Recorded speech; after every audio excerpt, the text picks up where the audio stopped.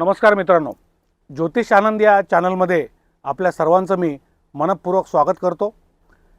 गेल्या भागात आपण गुरुची प्रथम स्थान ते 6व्या स्थानामध्ये काय फळं मिळतात हे बघितलं। आज आपण उर्वरित सप्तम स्थान ते द्वादश स्थान यामध्ये गुरु काय फळ देतो याची चर्चा करूया। सप्तम स्थान तुम्ही स्क्रीनवरती रेफरन्स कुंडली अर्थातच काळपुरुषाची कुंडली बघताय। सप्तम स्थानातला गुरु, सप्तम स्थान हे विवाहाचं स्थान, व्यवसायाचं स्थान आणि त्या अनुषंगाने त्या पार्टनरचं स्थान, एक लाईफ पार्टनर किंवा बिझनेस पार्टनर। आता गुरु जर इथे असेल सप्तम स्थानामध्ये तर व्यावसायिक पार्टनर हा अतिशय सज्जन आणि चांगला देतो। ज्याच्याशी पार्टनरशिप केल्यामुळे तो पार्टनर त्या दोघांच्या बिझनेसला एक ग्लोबल स्वरूप देऊ शकतो किंवा त्याचा जगभरात विस्तार करू शकतो आणि असा पार्टनर हा विश्वासू मिळतो, फसवा मिळत नाही। कारण जनरली बघायला मिळतं की पार्टनरशिपमध्ये धोके खूप मिळतात लोकांना आणि बरेचसे लोक आमच्याकडे येतात की पार्टनरशिप करायची का आम्ही आमच्या जीवावर आमचा धंदा सुरू करू, असे अनेक प्रश्न आमच्याकडे येत असतात। त्यात आम्ही सांगतो की सप्तमात जर गुरु असेल तर तुम्ही पार्टनरशिप करा आणि पार्टनर हा चांगला मिळेल, विश्वासू मिळेल, मेहनती मिळेल, हुशार मिळेल, उच्च विद्या विभूषित मिळेल, ज्ञानी मिळेल, अशी गुरुची इथली स्थिती। आता विवाहाच्या बाबतीत जर म्हटलं तर समजा ही कुंडली एका महिलेची आहे तर तिचा पार्टनर हा गुरु समान असतो, विद्वान असतो, उच्च विद्या विभूषित असतो, ज्ञानी असतो, अनुभवी असतो। पण शास्त्रकारांनी इथल्या गुरुला तेवढं चांगलं नाही मानलेलं। कारण मित्रांनो बघा, काळपुरुषाच्या कुंडलीमध्ये सप्तम स्थानाचं आधिपत्य तुला राशीकडे म्हणजे अर्थात शुक्र महाराजांकडे आहे। शुक्र म्हणजे रोमांसचा कारक आहे आणि 7वं स्थान हे नवरा बायकोतलं अत्यंत इंटिमेट स्थान आहे, प्रायव्हेट स्थान आहे आणि गुरु आणि शुक्र यांचं जमत नाही, तुम्हाला माहिती आहे। तर इथे गुरु वैवाहिक दृष्ट्या तेवढा कम्फर्टेबल मानलेला नाही आहे। कारण जेव्हा इंटिमेट क्षणी रोमॅन्टिक वागायचं आहे तेव्हा ही व्यक्ती किंवा ह्या महिलेचा जो पती आहे तो जास्ती लेक्चरच देत बसतो। अशामुळे ती वेळ ही थोडीशी बोर करणारी आणि तो जो रोमॅन्टिक मोमेंट आहे हे वाया घालवणारी स्थिती निर्माण करतो। असं मोस्टली दिसून आलेलं आहे की तो जास्ती लेक्चरच देत बसेल, रोमॅन्टिक वेळी रोमॅन्सच्या गोष्टी करण्याच्या ऐवजी हा आपल्या गुरुच्या ज्या काही प्रवृत्ती आहेत किंवा गुणधर्म आहेत त्याच विशद करत बसतो। तरी पण ओव्हरऑल वैवाहिक जोडीदार सुद्धा हा चांगला मिळतो, सज्जन मिळतो, सुसंस्कृत मिळतो, फसवा मिळत नाही, कुठेही बाहेर एक्स्ट्रा मॅरिटल अफेअर्स आहेत असा मिळत नाही, याबद्दल खात्री बाळगायला हरकत नाही। अर्थात बाकी ग्रहयोग कसे आहेत आणि या घरात कुठली राशी आहे त्याच्यावरती पण अवलंबून आहे। पण ओव्हरऑल गुरु हा अत्यंत मोठा आणि ऑस्पिशियस ग्रह असल्यामुळे सप्तम स्थानामध्ये वैवाहिक जोडीदार चांगला देतो, पण वैवाहिक सुख आणि त्यांचे पर्सनल जे काही वैवाहिक संबंध आहेत त्यात थोडीशी कमी आणतो असं बघायला गेलेलं आहे। आता एक मजेशीर गोष्ट अशी की सप्तमात गुरु ज्यांचा आहे ते जोडपं हे समाजात प्रसिद्ध असतं, म्हणजे समाजाच्या दृष्टीने ते एक आयडियल किंवा आदर्श जोडपं म्हणून गणलं जातं। अरे वा, जोडी असावी तर अशी, असं हे प्रसिद्ध असतं। पण त्या दोघांमध्ये वैवाहिक संबंध कुठल्या दर्जाचे आहेत त्या दोघांनाच माहिती असतं, हे मी तुम्हाला सांगितलं। आता इथे गुरु जर असेल सप्तम स्थानामध्ये तर मित्रांनो परत त्याची प्रथम दृष्टी पहिल्या स्थानावर जात असल्यामुळे त्यांनी आपल्या ओबेसिटीकडे आणि वजनाकडे लक्ष द्यावं, लठ्ठपणा येणार नाही याची काळजी घ्यावी, योग्य व्यायाम करावा, योग्य डाएट करावं, हा मी सल्ला देईन। बाकी जर बघायला गेलं तर गुरुची 5वी दृष्टी लाभस्थानावर येते, नंतर 9वी दृष्टी ही पराक्रम स्थानावर जाते. त्यामुळे ओव्हरऑल जर बघायला गेलं वैवाहिक नातेसंबंध सोडून तर गुरु चांगली फळं देतो इथे. आता मागे तुम्हाला मी सांगितलं की प्रथम स्थान म्हणण्यापेक्षा प्रथम संतती ही 5व्या स्थानावर न बघतात. प्रथम स्थान हे आपण असतो, आपली धाकटी भावंड इथून 3रं स्थान आहे, ज्याला आपण सिबलिंग्स म्हणतो, छोटी भावंड. तर प्रथम संतती जर 5वं स्थान असेल तर द्वितीय संतती हे इथून 3रं स्थान म्हणजे 5, 6 आणि 7. म्हणजे सप्तम स्थानावरून एखाद्या महिलेच्या कुंडलीमध्ये द्वितीय संतती ही सप्तम स्थानावरून बघितली जाते आणि तिथे जर गुरु असेल तर द्वितीय संतती ही पुत्र संतती व्हायची शक्यता जास्ती असते.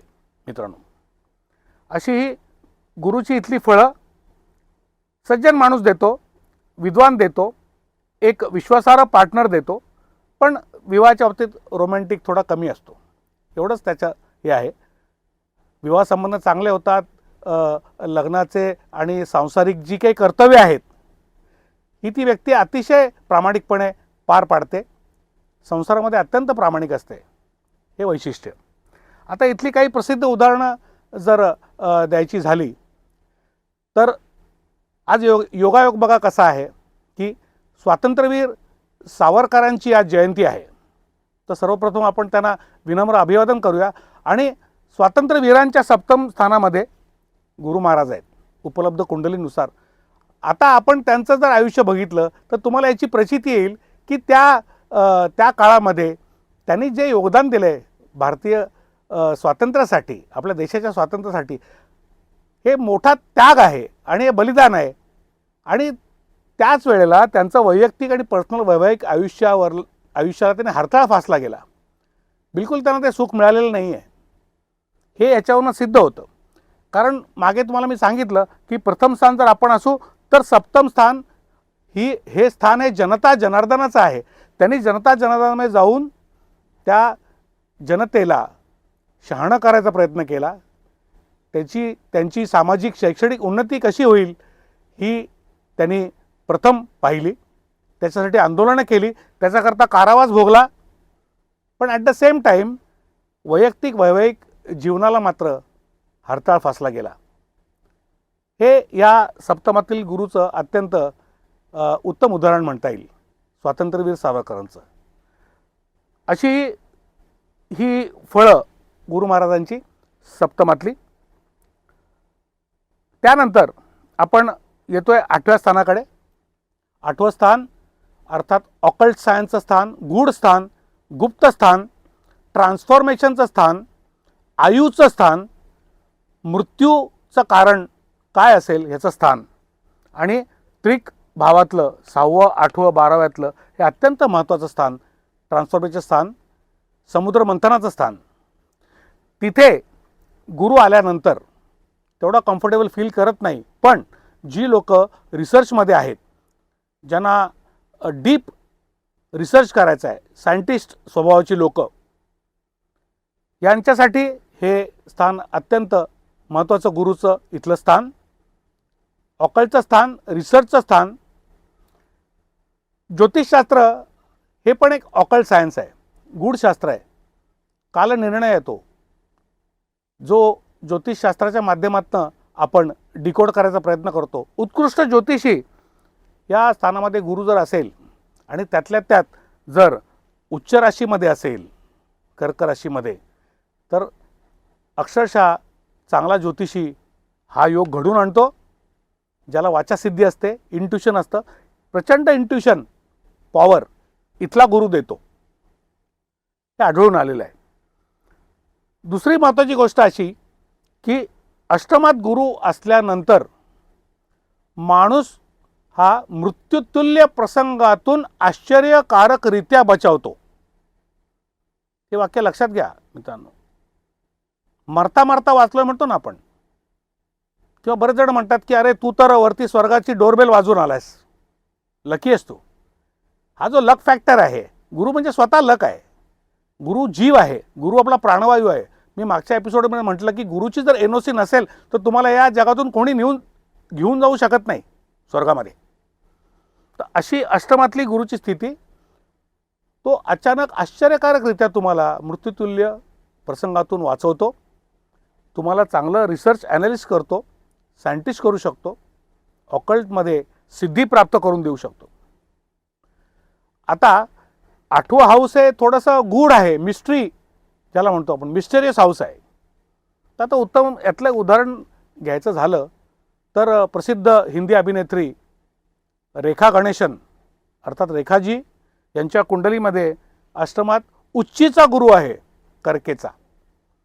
आता आपण त्यांचा जीवन प्रवास जर बघितलात तर तिचं स्वतःचं आयुष्य एक गूढ रहस्य म्हणून म्हटलं तरी हरकत नाही आहे, असं बनून राहिलेलं आहे. अशी ही गुरुची 8व्या स्थानातील फळं आहेत.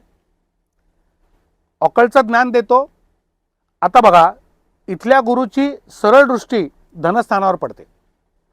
हे संचित धनाचं स्थान, बँक बॅलन्सचं स्थान, व्हाईट इन्कमचं स्थान, जे हे म्हणजे द्वितीय स्थान म्हणजे आपण ज्याचा संग्रह करतो ते स्थान, जोडतो, पैशाने पैसा जोडतो ते स्थान.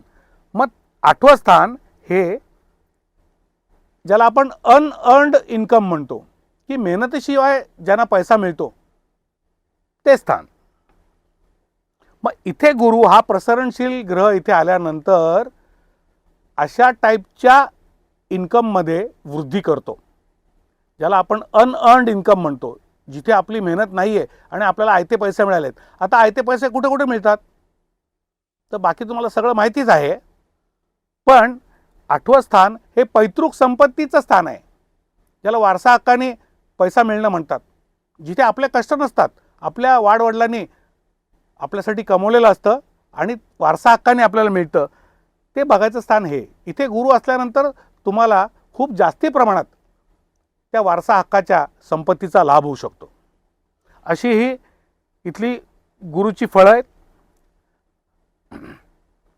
त्यानंतर आपण जातोय 9व्या स्थानाकडे.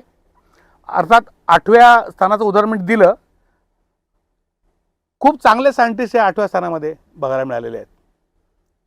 रिसर्चची लोक, ज्या तपास यंत्रणा आहेत म्हणजे IB, raw, FBI, CBI, Mossad, अशा ज्या इंटरनॅशनल हेरगिरी करणाऱ्या ज्या प्रत्येक देशाच्या संस्था आहेत, त्यातले अधिकारी हे सर्वसामान्यांना कळून येत नाहीत. त्यांचा गुरु हा इथे असू शकतो, जे खूप ग्रासरूट लेवलला जाऊन एखाद्या घटनेची अत्यंत सखोल चौकशी करून त्यातून पॉझिटिव्ह आउटकम काढतात आणि उत्तर मिळवतात. असं हे 8वं स्थान आणि गुरुची इथली फळं. त्यानंतर आपण येतोय 9व्या स्थानाकडे. 9वं स्थान अर्थात गुरु महाराजांचं स्वतःचं स्थान आहे. मी मागे तुम्हाला म्हटलं, नवपंचम त्रिकोणातलं 9वं स्थान आपलं भाग्यस्थान, ज्याला आपण डेस्टिनी म्हणतो किंवा आपण नशीब म्हणतो, ते स्थान ज्याचा 7/12चा उतारा त्या घराचा हा गुरु महाराजांकडेच आहे. इथे धनुराशी आहे बघा, आणि त्याचा स्वामी गुरुच आहे. 9वं स्थान म्हणजे मोठ्या प्रवासाचं स्थान, उच्च शिक्षणाचं स्थान, पोस्ट ग्रॅज्युएशन, PhD वगैरे. 9व्या स्थानात गुरु असेल तर माणसाला जोपर्यंत तो हयात आहे तोपर्यंत शिकत राहायची एक गोडी लागून राहिलेली असते. त्याला बाकी काही मतलब नसतो, मला शिकायचं आहे, मला वेगवेगळं ज्ञान घ्यायचं आहे. अव्याहतपणे शिक्षणाचा ध्यास असलेली लोक म्हणजे 9व्या स्थानातल्या गुरु असलेली लोक. प्रचंड हुशार, चांगले प्रोफेसर, उच्च विद्या विभूषित, सुसंस्कृत, सज्जन अशी ही मंडळी असतात. आणि 9वं स्थान हे मी तुम्हाला सांगितल्याप्रमाणे हे वडिलांचं स्थान आहे. आपल्या वडिलांप्रती कमालीचा आदर, त्या व्यक्तीचे वडील पण अतिशय सज्जन, सुसंस्कृत, प्रामाणिक, समाजामध्ये त्यांचं नाव आहे, उच्च विद्या विभूषित असे असतात. आणि आईपेक्षा खास करून ज्यांचा गुरु हा 9व्या स्थानात आहे त्याला वडिलांबद्दल एक विलक्षण आकर्षण आणि ओढ असते आणि तो वडिलांना आपलं रोल मॉडेल म्हणून कॉपी करतो. अशी इथल्या गुरुची फळं. आता परत इथे मी सांगतो की गुरुची 5वी दृष्टी 1 2 3 4 5 ही परत पहिल्या स्थानावर आल्यामुळे त्यांनी आपल्या ओबेसिटीकडे आणि वजन वाढू नये ह्याच्याकरता लक्ष द्यायचं आहे, आपल्या डाएटवर लक्ष द्यायचं आहे, योग्य व्यायाम करायचा आहे. आता इथल्या गुरुची 9वी दृष्टी संतती स्थानावर पण आहे, 5व्या स्थानावर, पहिल्या संततीवर. त्यामुळे ही संततीला पण आशीर्वाद मिळतो, संतती चांगली निघते, गुणवान निघते, सुसंस्कृत निघते. अशी गुरुची 9वी शुभदृष्टी असल्यामुळे संततीला एक वडिलांच्या मार्फत एक संरक्षक कवच मिळतं. म्हणजे वडिलांचं छत्र हे असतंच, पण ते इफेक्टिव्हपणे जेव्हा मिळतं तेव्हा गुरु इथे असेल तर त्यात सोने पे सुहागा. कारण 9व्याचं 9वं स्थान, मी मागे तुम्हाला सांगितल्याप्रमाणे हे 5वं स्थान अत्यंत महत्त्वाचं आहे. पहिली संतती इथूनच बघतात, त्यांना खूप चांगला एक आशीर्वाद आणि सपोर्ट हा 9व्यातला गुरु देतो. आता इथला गुरु मोठा प्रवास करवतो. गुरु हा आकाश तत्वाचा ग्रह आहे, त्यामुळे अशा व्यक्तींचे दूरचे प्रवास हे हवाई मार्गानेच होतात जास्ती. 3रं स्थान छोट्या प्रवासाचं, 9वं स्थान मोठ्या प्रवासाचं पण हवाई प्रवासाचं, आणि 9वं स्थान हे धर्माचं असल्यामुळे धार्मिक प्रवास हे जास्ती व्हायची शक्यता असते. जेव्हा गुरुची महादशा येईल किंवा अंतर्दशा येईल त्या पिरियडमध्ये आध्यात्मिक प्रवास जास्ती होतात आणि ते फ्लाईटनी होऊ शकतात. आता वंदे भारत वगैरे खूप रेल्वेचं जे जाळं आहे ते खूप छान तयार होतं आहे आणि झालेलं आहे. त्यामुळे जे लॉंग रूटचे जे काही प्रवास आहेत ते आपण ट्रेननेही करू शकतो. ते बऱ्याच वेळेला फ्लाईटपेक्षा इकॉनॉमिकल आणि वेळ वाचवणारे पण होतात. समृद्धी महामार्ग पण झालेला आहे. पण मोस्टली गुरु हा आकाशतत्वाचा असल्यामुळे विमानाच्या मार्फत प्रवास इथे दाखवला जातो. 9व्या स्थानातला गुरु हा उत्कृष्ट शिक्षक, आणि याचं उत्तम उदाहरण म्हणजे प्रख्यात शास्त्रज्ञ अल्बर्ट आइन्स्टाईन यांचं देता येईल. त्यांचा गुरु हा 9व्या स्थानात आहे. आणि अल्बर्ट आइन्स्टाईनबद्दल मी काही सांगणं म्हणजे सूर्याला 100चा बल्ब दाखवण्यासारखं आहे. त्यामुळे न बोललेलं बरं. गुरुवर्य व्यक्ती, अख्ख्या जगातील प्रसिद्ध अशी व्यक्ती, प्रख्यात शास्त्रज्ञ अल्बर्ट आइन्स्टाईन. त्यानंतर आपण येतोय दशम स्थानाकडे. दशम स्थान कर्मस्थान, आपल्या समाजामधलं आपलं प्रतिष्ठेचं स्थान.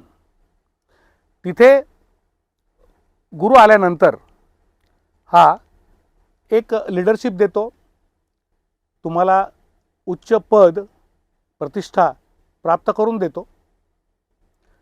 अर्थात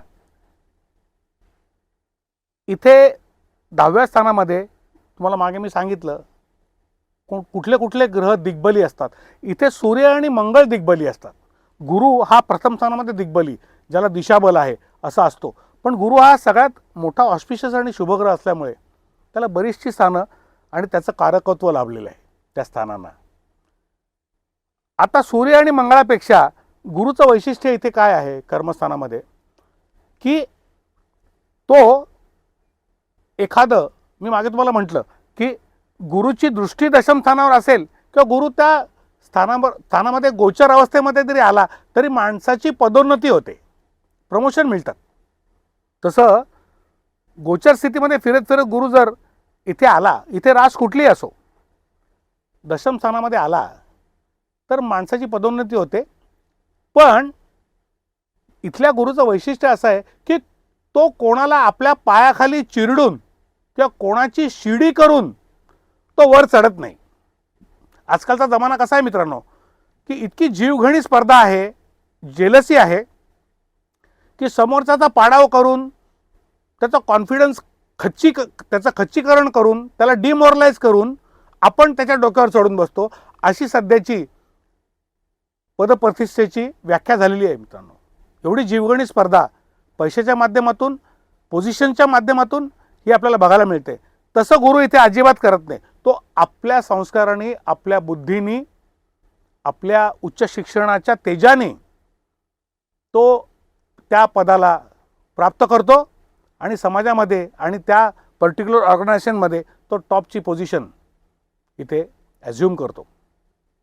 इथलं उत्तम उदाहरण म्हणजे मुकेश अंबानी जे आहेत की ज्यांनी आपलं एम्पायर हे अख्ख्या जगात त्याचा विस्तार केला आहे. कारण गुरु हा, मी परत सांगतो, हा विस्ताराचा ग्रह आहे, प्रसरणशील ग्रह आहे. आणि तो करिअरच्या ठिकाणी आला म्हटल्यानंतर तुमचा उद्देश चांगला पाहिजे. आणि चांगला उद्देश असेल तर आज आपण आपल्या भारत देशामध्ये जेवढे टायकून्स आहेत, मी अंबानीचं नाव घेतलं पण बाकी, कारण त्यांचं कुंडली मला माहिती आहे म्हणून गुरु दशमात आहे मुकेशजींच्या. त्यांनी रिलायन्स इंडस्ट्रीजची अख्ख्या देशामध्ये आणि जगामध्ये वाढ केली, त्याचा प्रचार प्रसार केला, इफेक्टिव्हली केला, हे लक्षात घ्या. आता दुसरं उदाहरण जर बघायला गेलं तर मदर तेरेसांच्या कुंडलीमध्ये दशमात गुरु आहे. बघा, दोन वेगळ्या प्रवृत्ती आहेत पण सूत्र एकच आहे. मदर तेरेसांच्या बाबतीत गुरुचा जो गुणधर्म आहे, आध्यात्मिकता आणि मोक्षाची प्राप्ती आणि धर्माची शिकवण, या माध्यमातून मदर तेरेसा या अत्युच्च पदावर गेल्या ज्यांना अख्खं जग ओळखतं. आणि मुकेश अंबानींच्या बाबतीत जर बघायला गेलं तर त्यांनी व्यवसायाच्या माध्यमातून वेगवेगळे प्रयोग करून आज हजारो लाखो कुटुंब आज टाटा, बिर्ला, अंबानी, अदानी यांच्या जीवावरती जगतायत. त्यांचे पोषण करती लोक आहेत ही, हे विसरून चालणार नाही मित्रांनो. तर ही अत्यंत उत्तम उदाहरण अशी की एक आध्यात्मिक गुरु, तोही प्रसिद्धीस पावला अख्ख्या जगामध्ये मदर तेरेसांच्या रूपाने, आणि मुकेश अंबानी हे व्यवसायाच्या रूपाने गुरुच्या प्रसरण शक्तीचा गुणधर्म घेऊन आपल्या करिअरच्या एम्पायरमध्ये टॉपमोस्ट स्थितीमध्ये विराजमान झालेले आहेत. असा गुरु इथे फळ देतो. गुरुची सरळ सात्विक दृष्टी आपल्या सुखस्थानाकडे आणि आपल्या मातृस्थानाकडे जाते. एक लक्षात घ्या, म्हणजे मातेबद्दल विलक्षण आदर, मुकेशजींच्या मातेबद्दल मुकेशजींना काय आदर आहे वेगळ्याने सांगायची गरज नाही आहे. कोकिलाबेनबद्दल बोलतोय मी, हे बघायला मिळतं. अनादर ते कधीच करणार नाहीत. सुखस्थान आहे ते सुखस्थान मुंबईत कसं आहे हेही माहिती आहे आपल्याला. आता एक वेगळा विषय असा की ज्योतिषशास्त्रामध्ये ज्यांना रस आहे आणि जे रेग्युलर ज्योतिषशास्त्राची प्रॅक्टिस करतायत, कारण ज्योतिषशास्त्र मित्रांनो हा प्रॅक्टिसचा विषय आहे. बरेचसे लोक इंट्युशनल आहेत, नाही असं नाही. ज्यांना अंतर्ज्ञान आहे, ज्यांना सिद्धी प्राप्त आहेत, मंत्रसिद्धी ज्यांची झालेली आहे, अशी गुरुवर्य मंडळी आहेत महाराष्ट्रात, मुंबईत, अख्ख्या देशात. गोचरीमध्ये किंवा मूळ कुंडलीत दशमात गुरु जर गोचरीमध्ये आला फॉर एक्झाम्पल, तर त्याची पाचवी दृष्टी ही वाचास्थानावर जाते मित्रांनो. 1, 2, 3, 4, 5 हे बोलण्याचं स्थान आहे. सेकंड हाऊस हे वाचास्थान आहे. मग अशा वेळेला अशा मंडळींना वाचासिद्धी प्राप्त होते. हे जे म्हणतील ती गोष्ट खरी होते. अर्थात त्याकरता त्या व्यक्तीने आचारांनी, विचारांनी, स्वभावाने अत्यंत सुसंस्कृत आणि प्रामाणिक असलं पाहिजे. ज्यांच्या मनामध्ये खोट आहे आणि ज्यांनी आयुष्यात कुठल्याही प्रकारचा वाममार्गाचा जर अवलंब केला असेल तर त्यांना हा आशीर्वाद प्राप्त नाही आहे. आजही काही महान गुरुवर्य ज्योतिषी आहेत की ज्यांच्या मूळ कुंडलीत दशमात गुरु आहे किंवा जे अभ्यास करतायत. गुरु चांगला आहे, समजा अष्टमातला गुरु ज्योतिषशास्त्राकरता मी चांगला म्हटलं, प्रथमातला गुरु पण चांगला म्हटलं, व्यक्तीला सज्जन करतो आणि अशा धार्मिक आणि ऑकल्ट विषयाची आवड देतो, त्यात गती देतो. तसंच जर गुरु जर गोचर अवस्थेमध्ये इथे आला तर तो वाचासिद्धी देतो. आणि सगळ्यांसाठी गुड न्यूज अशी आहे की आता येणाऱ्या 2 जूनला गुरु महाराज हे कर्क राशीत येत आहेत. मिथुनेतून राशी बदल करून ही एक अत्यंत महत्त्वाची खगोलीय घटना आहे, ज्योतिषशास्त्रातली एक महत्त्वाची घटना होऊ घातली आहे. 2 जूनला गुरु महाराज मिथुन रास सोडून जिथे ते कम्फर्टेबल नव्हते आणि कम्फर्टेबल नव्हते म्हटल्यानंतर आणि त्यातून अतिचारी असल्यामुळे आज गेले 5-6 महिने वैश्विक पातळीवर काय काय गोंधळ चालू आहे आणि काय काय घटना घडतायत हे आपण पाहिलेत. ती मिथुन राशी सोडून, कारण मिथुन राशी बुधाची आहे आणि बुध आणि गुरु जमत नाही मित्रांनो. बुध शुभग्रह आहे, गुरु पण शुभग्रह आहे, पण त्या दोघांचं जमत नाही. ते शत्रू ग्रह मानले जातात. मग ती रास सोडून गुरु स्वतःच्या उच्च राशीत कर्क राशीत हा 2 जूनला येतोय. मी तुम्हाला विनंती करतो की आपापल्या कुंडल्या बघाव्यात आणि जिथे खास करून तुला लग्न आहे म्हणजे पहिल्या स्थानामध्ये तूळ रास आहे, त्यांच्या दशम स्थानामध्ये कर्क रास येणार आहे, 4 नंबर असलेली रास येणार आहे. गुरु मिथुनेतून जेव्हा कर्केत येईल तेव्हा येणारा जो काळ आहे, जोपर्यंत तो कर्केत आहे, अर्थात तो अतिचारी असल्यामुळे कर्केतनं सिंहवेत जाईल, सिंहवेतून कर्केत परत येईल आणि परत सिंहवेत जाईल, तरी पण हे दोन्ही भ्रमणं ही शुभ असणार आहेत. कारण कर्क म्हणजे चंद्राची रास, चंद्र त्याचा मित्र आहे. नंतर तो सिंहवेत जाईल, सिंह रवीची रास आहे, तो रवीचाही मित्र आहे. खास करून जे ज्योतिषाचा अभ्यास करतायत किंवा प्रोफेशनली प्रॅक्टिस करतायत आणि सज्जन व्यक्ती आहेत, पैसे काढू ज्योतिषी नाही आहेत, त्यांच्यासाठी खास प्रचिती येईल की चतुर्थात क्षमा करा दशमात गुरु महाराज आल्यानंतर त्याची 5वी दृष्टी दुसऱ्या स्थानावर पडल्यामुळे ते जे भविष्य कथन करतील, मनापासून करतील, ते खरं होईल. कारण गुरुची, उच्च गुरुची अमृतदृष्टी वाचेवर आल्यानंतर वाचासिद्धी होणारच आहे. फक्त एकच आहे की त्याने दृष्टिकोन चांगला ठेवावा आणि समोरचा जो जातक काही चिंता, काही प्रॉब्लेम घेऊन आलाय, त्याला चिंतामुक्त करावं. त्याकरता एक डिव्हाइन सपोर्ट गुरु महाराजांचा इथून नक्की मिळणार आहे. ही अत्यंत महत्त्वाची घटना होऊ घातली आहे, त्याकरता मी बोललो. बाकी करिअरची ग्रोथ आणि लिडरशिप तो देतोच. अशी ही गुरुची 10व्या स्थानातली फळं. त्यानंतर आपण येतोय 11व्या स्थानाकडे. 11वं स्थान तुम्हाला मागे सांगितल्याप्रमाणे हे सोशल नेटवर्किंगचं स्थान, मित्रांचं स्थान, मोठ्या भावंडांचं स्थान. इथे गुरु आल्यानंतर मित्र चांगले मिळतात, मित्रांची संगत चांगली लाभते. गुंडवृत्तीचे आणि गुन्हेगारी वृत्तीचे मित्र इथे मिळत नाहीत आणि मोठ्या भावांशी आणि भावंडांशी, भावा बहिणींशी संबंध अत्यंत सलोख्याचे राहतात. मग तो चुलत भावंड का असेना, मावस मामे भावंड का असेना, सख्खी का नसेना, तरी पण जी भावंड ह्या संज्ञेखाली येतात तिथे संबंध चांगले राहतात, लाभ चांगले होतात. हे लाभस्थान आहे, वारंवार लाभ होतात आणि मोठे लाभ होतात. कारण गुरु महाराज छोटी गोष्ट देणार नाही, कारण तो प्रसरणशील असल्यामुळे जसं वजन वाढवतो तसं तुमचा फायदाही गलेलठ्ठ करू शकतो. अशी इथली फळं. मागे मी लता दीदींचं उदाहरण दिलं होतं की हे सोशल नेटवर्किंगचं असल्यामुळे ह्या लोकांचे फॅन फॉलोअर्स असंख्य असतात, मिलियन ट्रिलियनमध्ये असतात. आज दीदींना कोण फॉलो करत नाही आणि दीदींचा फॅन क्लब तर फार मोठा आहे. तसं शाहरुख खानचं इथे उदाहरण आहे की शाहरुख खानच्या कुंडलीमध्ये 11व्या स्थानात गुरु आहे. आज शाहरुख खान पण अत्यंत प्रसिद्ध आणि सुपरस्टार अभिनेता आहे की अख्ख्या जगामध्ये त्याचे फॅन्स आहेत, असं बघायला मिळतं. सोशल नेटवर्किंगमध्ये लिडरशिप मिळते, सोशल नेटवर्किंगमुळे फायदा होतो आणि ह्या लोकांमुळे सोशल ग्रुपला फायदा होतो. आणि लाभस्थानामध्ये कुठलाही मी मागे म्हणल्याप्रमाणे शुभग्रह पापग्रह हा वाईट फळ देत नाही, असं इथलं गुरुचं हे फळ आहे. त्यानंतर आपण आज शेवटच्या स्थानाकडे येतोय. 12वं स्थान, अर्थात 6, 8, 12 मधलं त्रिक स्थानामधलं हे शेवटचं. तसं बघायला गेलं तर मिस्टेरियस स्थान, गूढ स्थान हे पण आहे. या स्थानाचे ॲट्रिब्यूट्स म्हणजे जेल, हॉस्पिटलायझेशन, आयसोलेशन, सेपरेशन, अपमान, एक्सपेन्सेस, लॉसेस.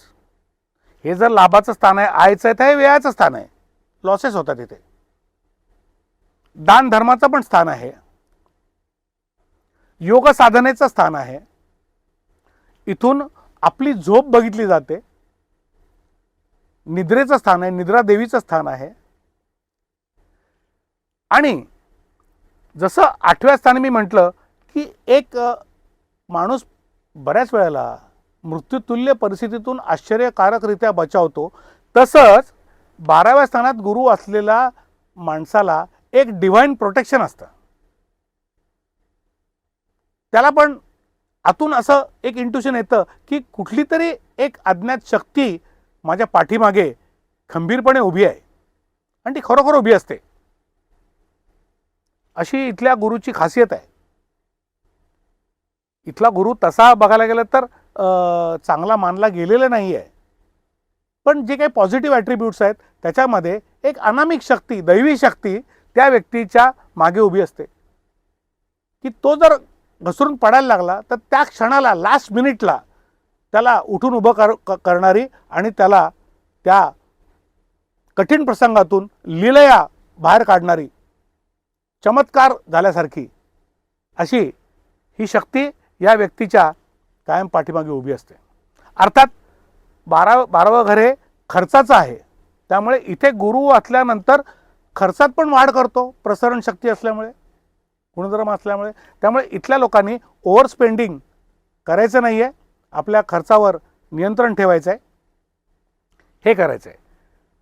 आता हे घर गुप्त शत्रूंचं पण आहे, त्यामुळे याचं नेगेटिव्ह ॲट्रिब्यूट जर म्हणाल तर इथे गुप्त शत्रूंची पण वाढ करतो इथला गुरु, हे लक्षात घ्या. हे तुम्ही कायम बघायचं आहे. आणि अर्थात काही चांगल्या पण गोष्टी आहेत, कारण गुरु जिथे असतो असं म्हणतात त्याच्यापेक्षा तो जिथे बघतो अमृतदृष्टीने 5वी 7वी आणि 9वी दृष्टी, त्या घरांना तो आशीर्वाद देतो आणि त्या घरांचं चांगलं करतो. तसं बघायला गेलं तर 1 2 3 4 आणि 5 12व्यातला गुरु हा सुखस्थानाला आणि आपल्या आईच्या स्थानाला बघत असल्यामुळे आईशी संबंध चांगले असतात, त्याला सर्व प्रकारची सुख मिळतात. 4थं स्थान हे शिक्षणाचं स्थान आहे, प्राथमिक शिक्षणाचं, ग्रॅज्युएशनपर्यंतच्या शिक्षणाचं स्थान आहे. त्यामुळे गुरुची ज्ञानाचा कारक गुरुची दृष्टी ही 4th स्थानावर असल्यामुळे शिक्षण चांगलं पार पडतं, हे बघण्यात आलेलं आहे. त्यानंतर बाय डिफॉल्ट 7वी दृष्टी रोगस्थानावर असल्यामुळे रोगाचं पण निदान होतं आणि त्यातनं पण आपल्याला योग्य उपचार मिळून रोगापासून आपली सुटका होऊ शकते. आणि 9वी दृष्टी म्हणजे 7 8 आणि 9 ही अष्टम स्थानावर येत असल्यामुळे इथे असलेला गुरु पण चांगला ज्योतिषी होऊ शकतो. गुरुची 9वी दृष्टी या ज्योतिषशास्त्राच्या घरावर आलेली आहे, ऑकल्टच्या घरावर ही दृष्टी आलेली आहे, जे शोधकार्य आहे किंवा रिसर्चचं स्थान आहे किंवा ट्रान्सफॉर्मेशनचं स्थान आहे, त्याच्यावर गुरुची दृष्टी आल्यामुळे इथे असलेला गुरुसुद्धा चांगला रिसर्च करून चांगला ज्योतिषी होऊ शकतो, चांगला सायंटिस्ट होऊ शकतो. आणि 12वं स्थान हे फॉरेनचं असल्यामुळे अशा लोकांना फॉरेनला पण गेल्यानंतर त्यांची प्रगती होऊ शकते. आणि गुरु आकाश तत्वाचाच ग्रह आहे, तो फॉरेनला जाण्याची पॉसिबिलिटी वाढवतो. आणि काळपुरुषाच्या कुंडलीमध्ये मीन राशी स्वतः गुरुचीच रास आहे, म्हणजे व्ययेश व्ययात गेला म्हणजे द्वादश स्थानचा स्वामी हा द्वादशातच आलेला आहे. त्यामुळे अशी माणसं, मी मागे सांगितलं तुम्हाला एक तत्व लक्षात ठेवा की द्वादश स्थानाचा मालक जर द्वादशात असेल, मग तो कुठलाही जरी ग्रह असला तरी तो कमालीची गोपनीयता बाळगू शकतो त्या ग्रहांच्या स्वभावानुसार, कारण हे गुप्त स्थान आहे ज्याला आपण हिडन हाऊस म्हणतो. इथे असलेला गुरु जर त्याच राशीत असेल, इथे समजा धनुरास आली, गुरुचीच रास आहे, तरी सुद्धा हा नियम लागू पडतो. अशी माणसं आपल्या घरच्या लोकांसमोर सुद्धा कधी आपलं मन उघडं करत नाहीत किंवा घरच्या लोकांना त्यांच्या मनाचा थांग कधीही लागत नाही. मग ती आई जरी असली तरी मुलाच्या मनात काय चाललंय हे ती सांगू शकणार नाही. आणि ह्या पर्टिक्युलर गुणधर्माला आपण जर गुण म्हटलं तर इथे व्ययेश व्ययात असलेली मंडळी ही अत्युच्च गोपनीयता बाळगणारी, म्हणजे मित्रांनो अत्युच्च पदाला प्राप्त होतात. कारण एक साधा नियम आहे की जी व्यक्ती गोपनीयता ठेवू शकते आपल्या पोटामध्ये, तीच उच्च पदावर, जबाबदार पदावर, अत्यंत महत्त्वाच्या पदावर, अजित डोभाल साहेबांसारख्या व्यक्तीचं जे पद आहे तशासारख्या पदावरती काम करायला लायक असते. तर मित्रांनो, आज आपण 2 भागांमध्ये प्रथम स्थान ते द्वादश स्थानामध्ये गुरुची स्थानगत फलं बघितली. कशी वाटली सांगा. सूचना जरूर द्या. तुम्ही दिलेल्या प्रतिसादाबद्दल मी आपला अत्यंत आभारी आहे. आमचा चॅनल सबस्क्राईब करा, शेअर करा, नोटिफिकेशन बेल किंवा तो ऑप्शन ओपन करा, म्हणजे तुम्हाला पुढची नोटिफिकेशन मिळतील. आणि वैयक्तिक मार्गदर्शन जर हवं असेल तर डिस्क्रिप्शनमध्ये माझा मोबाईल नंबर आहे, तिथे जरूर संपर्क करा. मी तुमच्यासाठी उपलब्ध असेन. अर्थात दूरध्वनीवरती मी कुठलंही मार्गदर्शन करत नाही, कारण ते माध्यम हे राहूच्या अंडर असल्यामुळे ते मी अवॉइड करतो. मी तुम्हाला मागे सांगितलं की सगळा social media, technology, cellphones, iPhones हे राहू आहे. म्हणजे तुमच्या आणि माझ्यामध्ये बोलताना माध्यम राहू नको. त्यापेक्षा प्रत्यक्ष भेटीची अपॉइंटमेंट तुम्ही घ्या.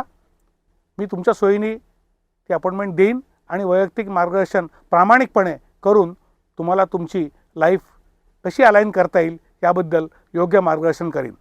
पुन्हा भेटूया. आता तुर्तास थांबतो. पुढच्या आठवड्यात एक नवीन ग्रह घेऊन भेटूया. तोपर्यंत निरोप घेतो. नमस्कार.